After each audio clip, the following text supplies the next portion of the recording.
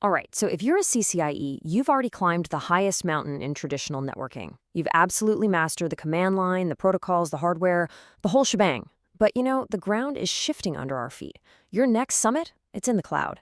And in this explainer, we're going to break down exactly how those hard-earned expert skills are the perfect launchpad for becoming a cloud architect. Look, this isn't just about learning a new platform. Not at all. This is a full-on career evolution. The real goal here is to transform yourself into what we call a composite engineer, someone who gets not just the cloud networking piece, but also the security and, critically, the AI infrastructure that runs on top of it. I mean, this is where the most valuable skills and, frankly, the most exciting challenges are today. I want you to think of it this way. Everything you learned getting your CCIE, that's your expert-level super detailed map. You know how to read the terrain like nobody's business. But AWS? Well, that's a completely new territory. It's like a new planet with its own laws of physics. The concepts might sound familiar, but how they're applied is just fundamentally different. Okay, Section 1, from CCIE to cloud. This whole transition is about so much more than just staying relevant. It's really about positioning yourself right at the front of the next massive wave in technology. All those huge AI and machine learning systems that are defining our future, they all run on the cloud networks that you are about to master. Moving on to Section 2, thinking in AWS networking. Now, the biggest hurdle here, it's not actually technical, it's conceptual. It's a mind shift. To really truly get how AWS abstracts the network, you have to change your mental model. Just imagine it's this giant programmable layer 3 fabric where you never, ever get a command line interface to the routers. So this is the big question, right? The one that trips up so many experts. You come in, you try to find the ARP table, you're looking for spanning tree, you're thinking in terms of VLANs and VRFs, and they just, poof, they aren't there. So where did it all go? Let's break it down. Okay, so this is how your knowledge maps over. A VRF? Well, that's functionally pretty similar to a VPC. It's your own logically isolated network. A VLAN is kind of like a subnet, but, and this is a big but, the differences are absolutely critical. For example, an AWS subnet is stuck in a single availability zone forever. You can't stretch it. And a security group, which feels like an ACL, is stateful. That means return traffic is just automatically allowed. That right there is a total game changer. So the most crucial thing to understand is what AWS just completely hides from you. You are not going to find device CLIs. No ARP tables, no MAC tables. AWS manages all of that underlying switching and routing for you. It's all implicit.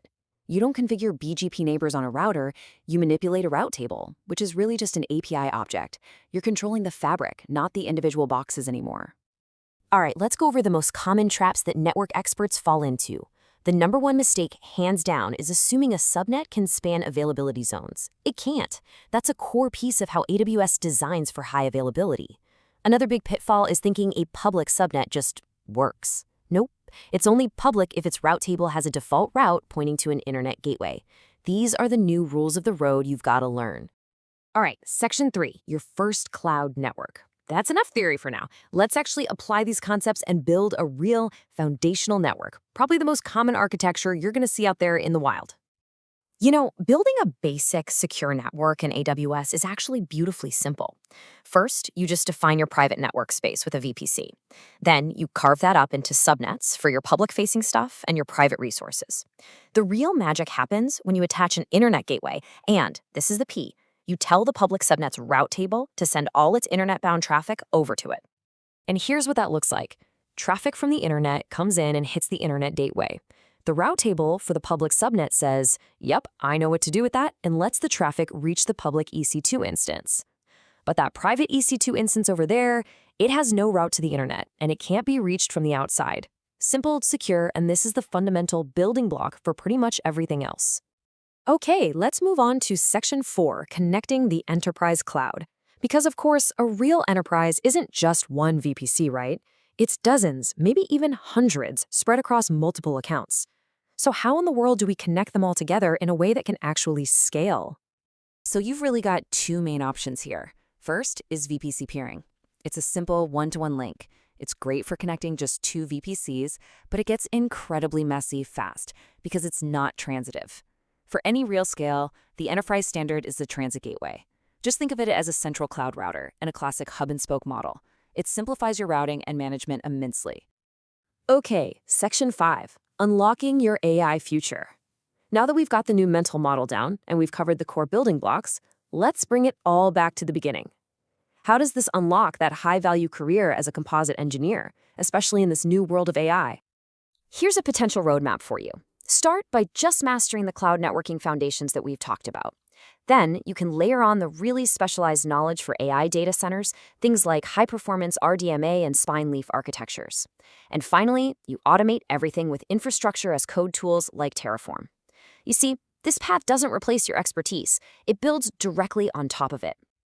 Look, your CCIE proves you can master complexity. It's the foundation that got you right to the edge of this new territory.